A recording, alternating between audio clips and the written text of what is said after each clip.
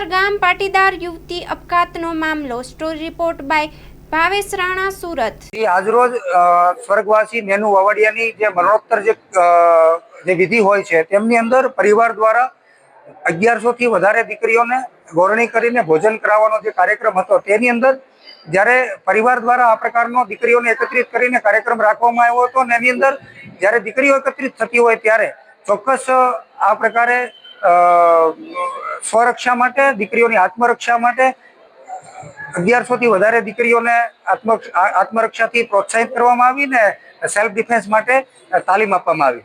જે સંસ્કાર તીર્થ વિદ્યાલયની અંદરથી જે દીકરીઓ કરાટેની તાલીમ લે છે, જે દીકરીઓને કરાટે ચોક્કસ રીતે આવડી રહ્યા છે અને એ દીકરીઓ કરાટેની તાલીમ, આ દીકરી 1100 થી વધારે દીકરીઓને કરાટેની તાલીમ આપી અને પ્રોત્સાહન આપવામાં આવ્યું ને આજરોજ આદરણીય શ્રી પોલીસ કમિશનર સાહેબ પણ આજે કાર્યક્રમની અંદર હાજર રહ્યા છે અને તેઓએ પણ દીકરીઓને પ્રોત્સાહન આપીને સમગ્ર સુરતની અંદર નહીં, સમગ્ર ગુજરાતની અંદર આ પ્રકારના દીકરીઓ સાથે કોઈ પણ સમાજની દીકરી સાથે કોઈ પણ આવા કાર્ય, આવું હીન કૃત્ય ન થાય એના માટે પ્રોત્સાહન આપવામાં આવ્યું છે. ધવલ વાવડિયા આજ રોજ કતારગામ ખાતે પાટીદાર સમાજની વાડી ખાતે આજે નેનુ વાવડિયાના મરણોત્તર વિધિમાં 1100 જેટલી દીકરીઓને આજે એ અનુસંધાને એક ભોજન પ્રસાદની વ્યવસ્થા અને એને આત્મરક્ષાના પાઠ શીખવવામાં આવે, જરૂરી તાલીમો આપવામાં આવે અને શહેર પોલીસ કમિશનર દેહલોત સાહેબ દ્વારા વિશેષ એમને પ્રવચન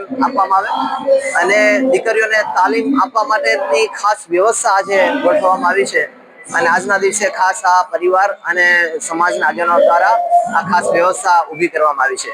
ખાસ જે અમારા પરિવારની આ દીકરીનો જે અઘટિત બનાવ બન્યો છે, ફરીવાર સમાજમાં આવો કોઈ બનાવ ન બને એ માટેની ખાસ પરિવાર એક લાગણી ઈચ્છે છે અને એના માટે વિશેષ આ કાર્યક્રમનું આયોજન કરવામાં આવ્યું છે.